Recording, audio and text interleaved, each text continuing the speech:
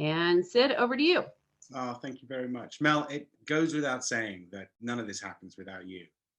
So thank you very much for allowing us all in your house and hanging out all over your furniture.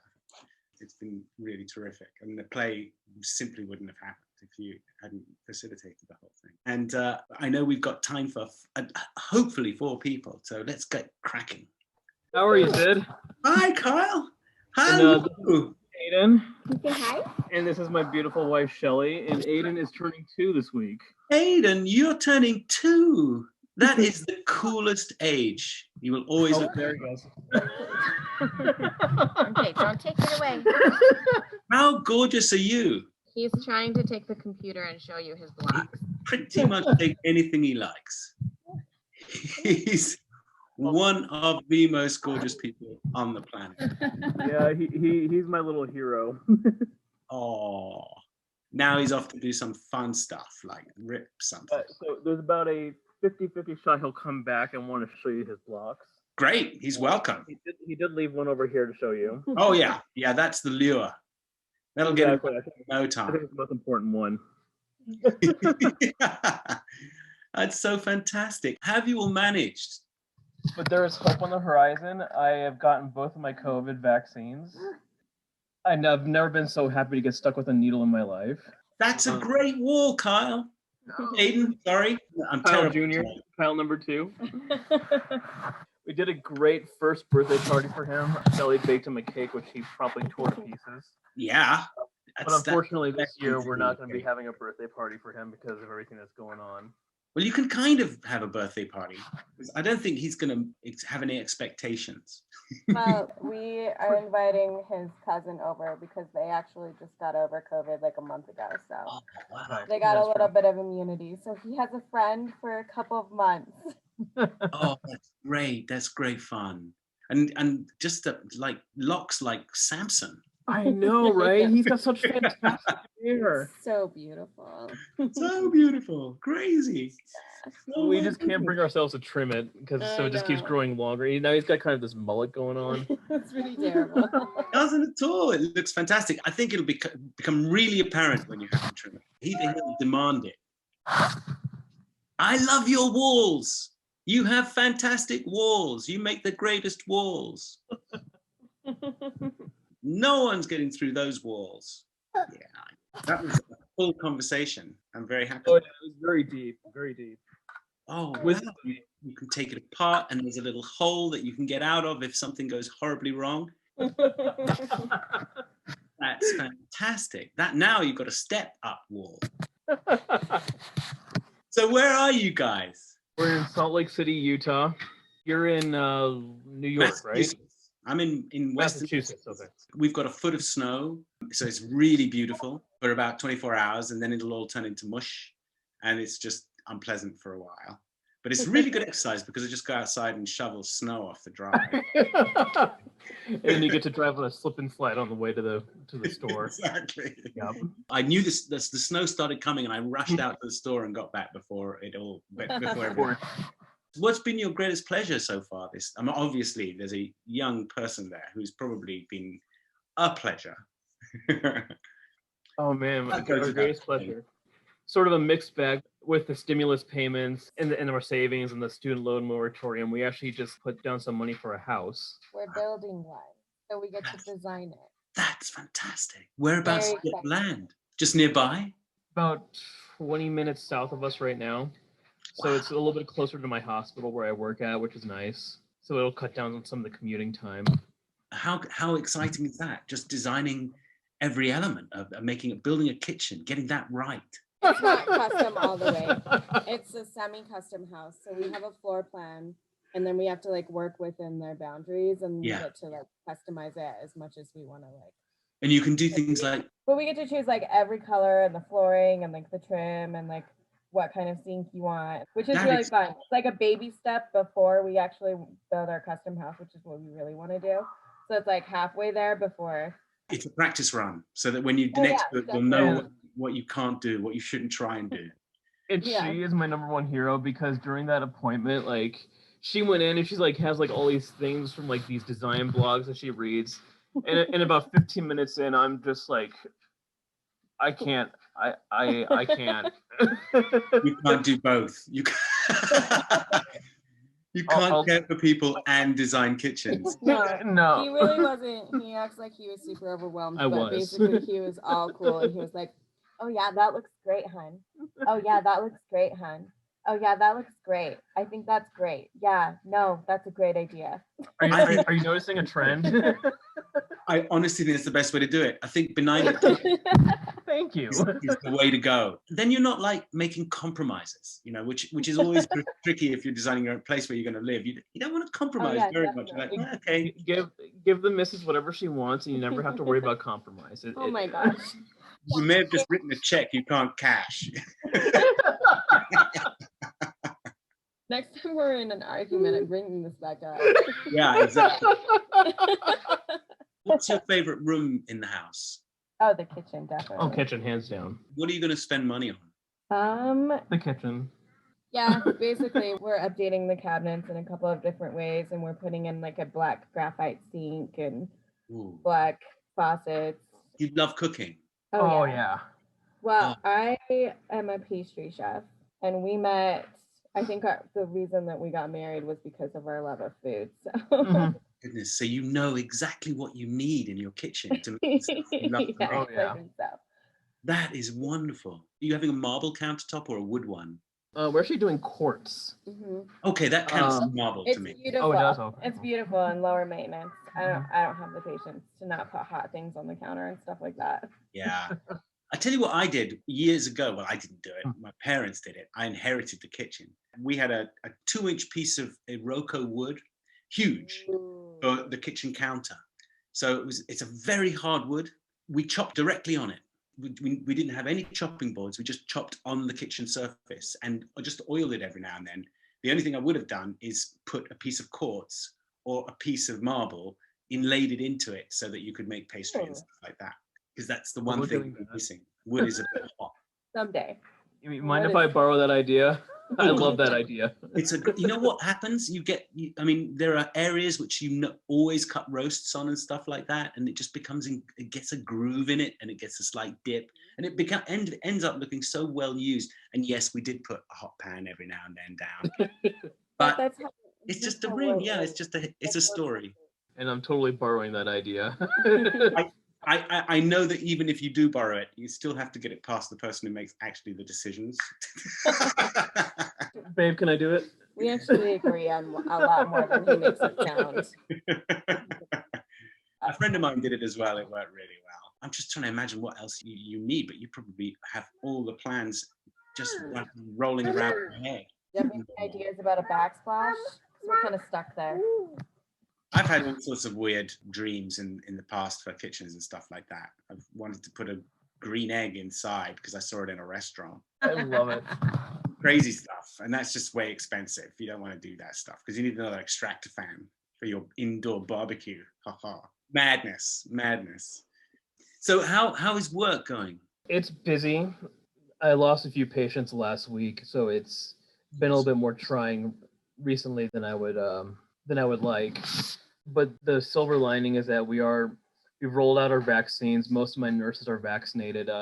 We actually at one point ended up having a little bit too many vaccines than we originally planned. So I basically set up a makeshift shot clinic in my pharmacy office, and I just brought in all of my nurses and techs and CNAs and unit clerks. Basically, I even managed to find a random police officer in the ER that I dragged into my office and gave him the shot. And the other nice thing is that our case counts in Utah are starting to go down. Yeah. Which is good because a few weeks ago we were actually at over 100% capacity across the state. And how about your energy levels? Because it must have been just the most exhausting time. Well, I finally told my boss that I'm not going to do any more doubles. Hey, that helps. Yeah. Magically, I've been getting more sleep. So who knew? Have you both been? Because this has a knock-on effect at home. All the heavy lifting at home. My wonderful wife, I honestly don't know how she does it because I get to come home and at least, I get to turn off my cell phone. She doesn't get to go off call, but I feel like she's been there for me when I come home and sometimes have one too many because I'm just so tired. And I love her with all my heart. You check out mentally, and it's very hard to pick up the reins with a 1.5-year-old. and get cracking when it's a tough night, you know, a teething problem or a upset stomach. That was 2 weeks ago and yesterday as well. Oh gosh. He doesn't believe in sleep, apparently. My brother had a daughter who would refuse to sleep. I mean, really refused to sleep. No one knew how she stayed alive because she just simply didn't sleep. They hired someone called a sleep fairy.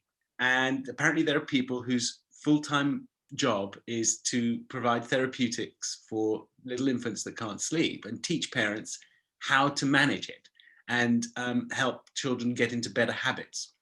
And so she stays at the house for a week and she sleeps with the child and the parents aren't allowed to. They have to find some other place to sleep. And she fixed this kid. The kid just was sleeping totally clockwork, totally normally. A lot of it was to do with diet.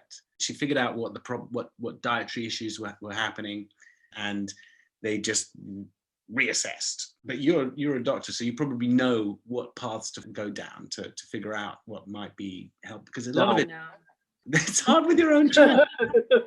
I will be Googling sleep fairy after this, and I will find a way to pay for it. Yeah. Difficult. But there will be some resources online. It just never occurred to me that there's such a thing existed. Have a look around, but don't get sucked into kind of any rabbit holes. You'd be better off to look at UK sites if you can do that, because there's a lot of charlatans around right now. Oh yeah. This person is, I think she's called the Sleep Fairy, or at least her website, so that you can look and see, just because she'll have tips that are free. There will be some common sense stuff that she will say, had you thought of this? Did you try that? You know, you can be a bit more brutal about that and that sort of stuff, you know. I was there, I was amazed. I didn't think she'd be able to put it off at all, but it is possible. And you just have to go, right, we're going to do it. We're going to fix this. And you can do it without her. There are things you can do, so don't despair. Well, So, I will definitely be taking a look at the sleep fairy. Oh my gosh. I just think you're amazing because you have managed with the compound problems of obviously a routine problem, but nevertheless incredibly stressful of a child or sleeps so erratically that it's very difficult to hone in. And COVID and the stresses on your work and the stresses on the family. I mean, my goodness, you've just got a cluster bundle of problems happening. So kudos to you guys. Really well done. Really well done. I mean, I can see you, so I know it's happening. But it's almost never going to be your fault. It's something else. And it'll be something you can just, little nudges, little adjustments, little nudges left and right, and give it a little time, and boom, it'll be all different. It was very good talking to you. Thank you so much. It was lovely talking to you. And thank you both. And happy birthday again to someone who's probably in yet another wall. He's nursing right now, but otherwise I'll let him know that you said happy birthday. Thank you. Thank you. Thank you. You have a good night. You Thanks, too. Kyle. Happy birthday, Aiden. Thanks, Shelly. So a fun thing about February 2nd, in addition to it being Groundhog Day, which apparently we are due for 6 more weeks of winter, it's also Ukulele Day. Oh. So we've asked Fanny to come and play a little tune for us. Hello. Hi. Hi, everybody. Good to see you in India. Same here. It's great to hear all the stories as always. I usually join on Friday. It works out better, but today, because it's National Ukulele Day, I've made an exception. Thank you so much. Yay. No, I love to share. I think music is the best. I hope you enjoy the song I've picked. If you know the song, sing along, okay?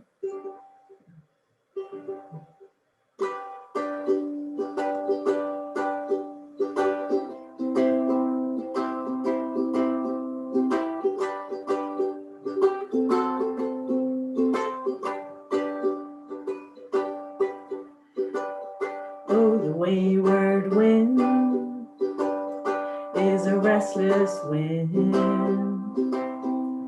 a restless wind that yearns to wander. That I was born the next of kin, the next of kin to the wayward wind.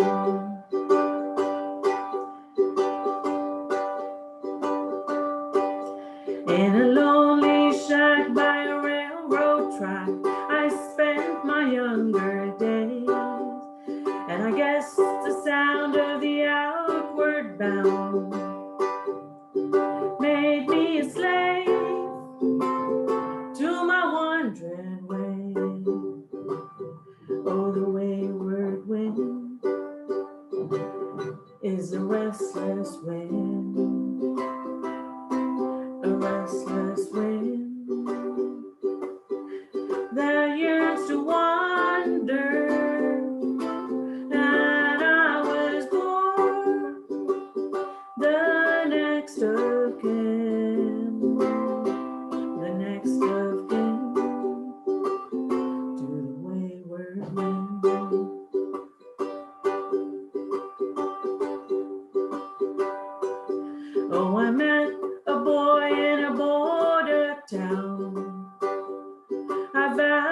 we'd never part.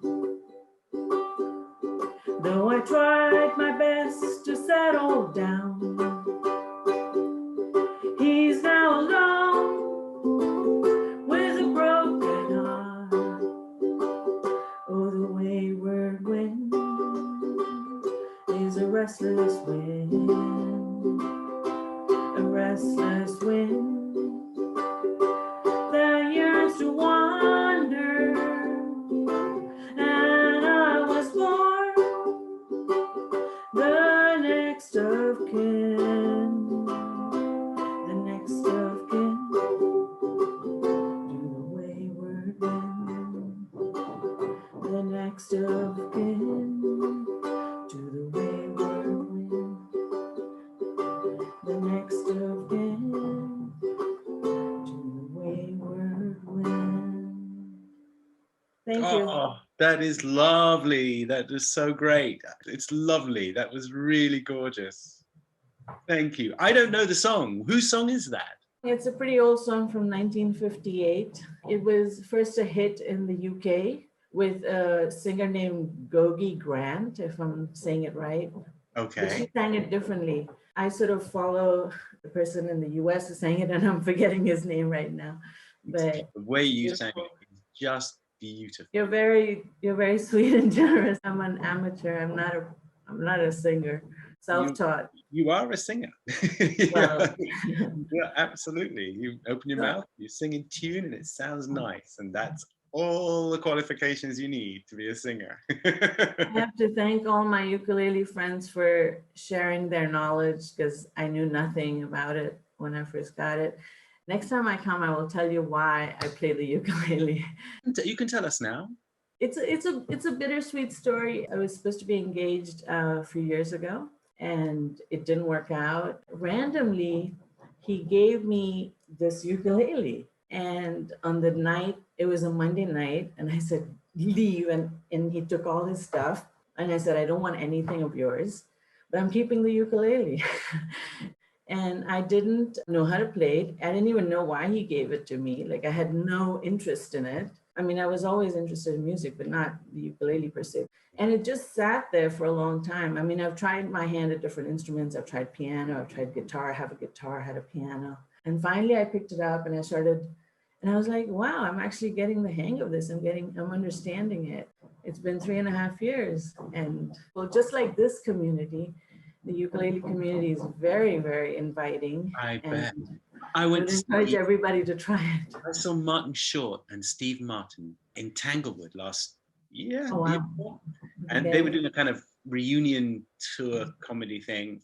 You know, two old men say rude to each other basically for 2 hours. Yeah. But Steve Martin stopped for 20 minutes in the middle and played ukulele with his band.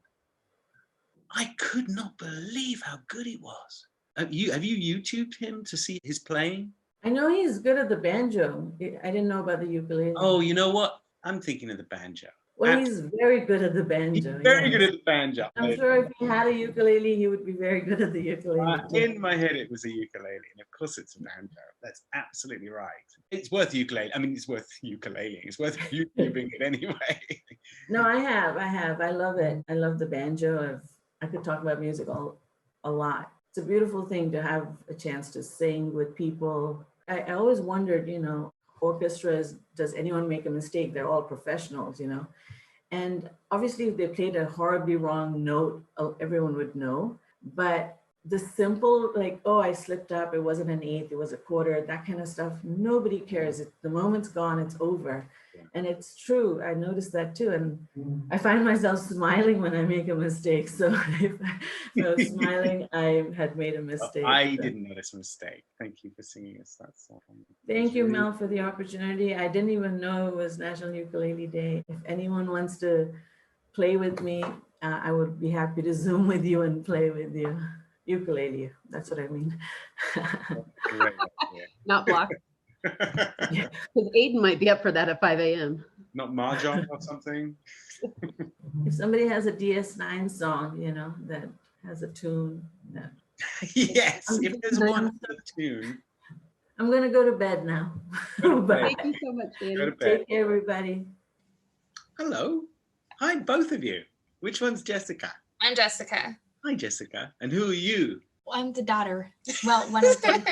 Hi, another one. Hi. Lovely. Yeah, I have triplets. So Oh my goodness, that's this fantastic. has become kind of a family affair. I don't know if the other one is willing to even remotely get close to the camera. Well, the good news Do a is hand, maybe? she has a choice. Hand is perfect. I'll take a hand. Thank you for the hand. How are you, Jessica? It's what a wonderful looking family you have there. Doing really well. I mean, as well as you can do right now, I guess. Well, yeah, I mean, it's a test for all of us, and a lot of us are doing pretty well. And we Yeah. should be proud of ourselves because it is ridiculously hard. If we knew this was coming up, we would not have signed up for it. No, it's just a shock how it keeps on going. It's going to keep on going a bit longer, unfortunately. Where are you? Do you mind me asking? We're in Ireland. Wow. Okay, so you're in the middle of the night. Yes, it is very late. It's 4 Very a.m. late. How come you're all up? Are you vampires? Well, I work American hours, so I get off at midnight usually, so I'm up anyways. Yeah. This is a little bit late. And I don't get to spend very much time with her, so it's nice to have an excuse. Absolutely. That's that's the perfect reason. What have you been up to as a family? Because you obviously have vampire hours. And the kids have the different situation going on. You're obviously not going to school yet. So they just started university in September. Oh my goodness. I thought you were much younger than that. That's amazing. They get that a lot. That's amazing that you've started university. And Some of them are going to school. Well, they would be going to school in Galway. what are you doing at university this year? Well, I'm studying engineering and I'm doing ocean stuff. Right now it's marine sciences, but I want to go more specifically into physical oceanography. And I'm just studying marine science. Oh, so really like dumb subjects, like really not very challenging stuff. It's incredible that you're doing those things. It's wonderful stuff. I love that. Yeah, it's a trope busting choice, all of those choices. Certainly need more women engineers and oceanographers and scientists. Is it all distance learning at the moment? Or are you, Except for some of the labs, I think. We'll start up again next month. that's actually going to be fun because you haven't spent much time in the lab. So what will happen? Will someone leave you kind of a note and say, this is what you have to do?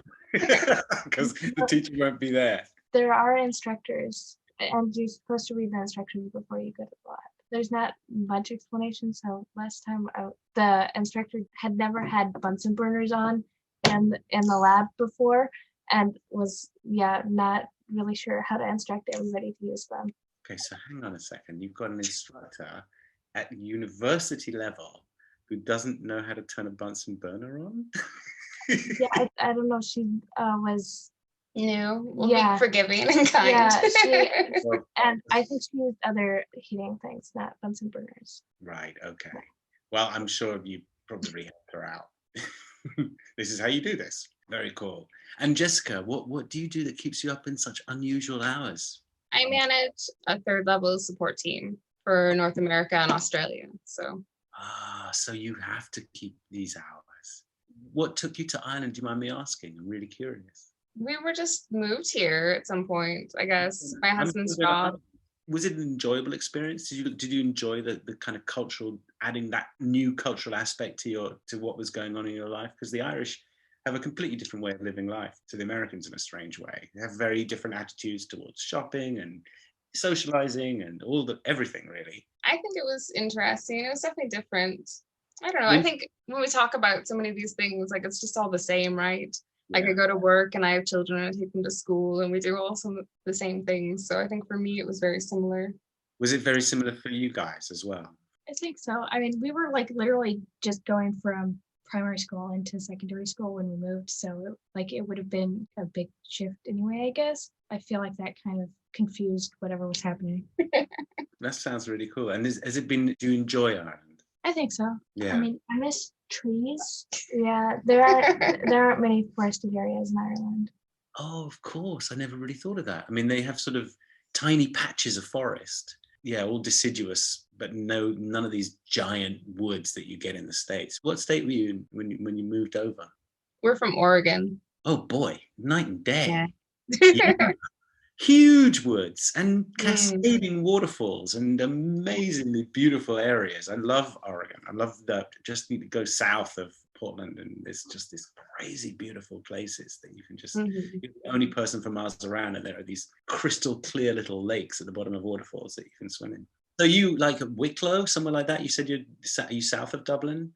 We go to Wicklow sometimes, but we're not there. We're a little bit east. Are you living all together? Your husband as well? Currently, when we get back to reality, there's going to be some people in Galway and some people in Dublin. So Okay. And is he in the foreign service or military? What makes him move around a lot? it was just, he had a tech job. There was tech here. Yeah. And they said, here you go. Good. And that's really adventurous of you. Let's go. Let's do it. That's fantastic. Yeah, because Ireland is now the tech, capital of Europe, is pretty much. Pretty much, yeah. How have they been dealing with the whole COVID thing? Do you think it's been going well or okay or not so much? I don't know. I think it's tough to judge. I think it's been going okay. Better than some places, maybe not as good as others. And your triplets are about to embark on your adult life. What do you think the handling of the COVID thing has been? And because you obviously get becoming political and doing all, unless you've already been political, I don't know, but it's about to count. I think like the lockdown part has been fine, but the vaccine rollout is very slow. Like, Shabby. It's going to take a while.